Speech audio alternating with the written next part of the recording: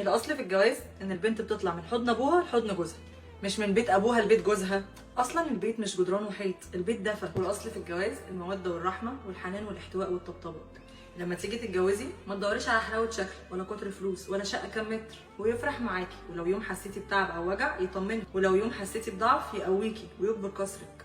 والراجل اللي بجد عمره ما يجرح حبيبته ولا يهينها ولا يأثر في حقها. الراجل اللي بجد هو اللي يبقى ظهرك وسندك، هو اللي يشجعك تبقي نفسك ومن غير ما يحبطك او يضغط عليكي او يقلل منك. الراجل اللي بجد هو اللي يبقى فخور بيكي وبعلاقته معاكي.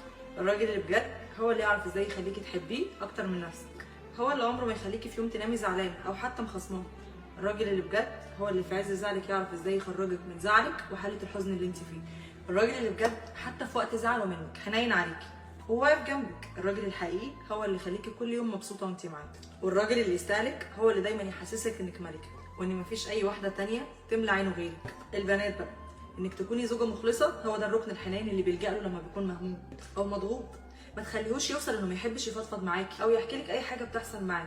خلي الضحكه مرسومه على وشك على طول، تصونيه في غيابه قبل وجوده، وتخافي عليه وتكوني دايما في ظهره، وتدعميه وتهوني عليه وتمشي امورك. وما تبصيش لعيشه حد وتقولي اشمعنى فلان، لان الكلمه دي تكسر اي راجل، عشان هو مش بايده انه ما يعملكيش الحاجات اللي نفسك فيها.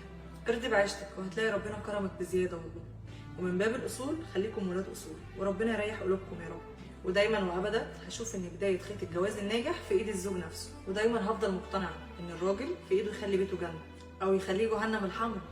العلاقه الناجحه مش كلها لازم تكون على كتف حد ولازم يكون السهم رايح جاي، بس البدايه في ايد الراجل. دكتور عبد الرحمن كان بيقول في محاضره ليه، ورسول الله صلى الله عليه وسلم قال: اتقوا الله في حق الضعفين، المرأة واليتيم. ما كانش من فراغ وعبث، هي تكوينها كده وطبيعتها كده وفطرتها كده. المرأة بطبيعتها حذرة، وجعل القوامة في ايد حضرتك، مش القوامة المادية بس والإنفاق، ولكن جعل لك مسؤولية حمايتها وحفظها، وجعل الموت في الدفاع عن عرضها شهادة. كل ده برضه مش من فراغ، ولكن عشان ينبه حضرتك ان المرأة كائن حساس وضعيف، وجمال الأنوثة في كمال ضعفها وعاطفتها. فلو فهمت تركيبتها هتعرف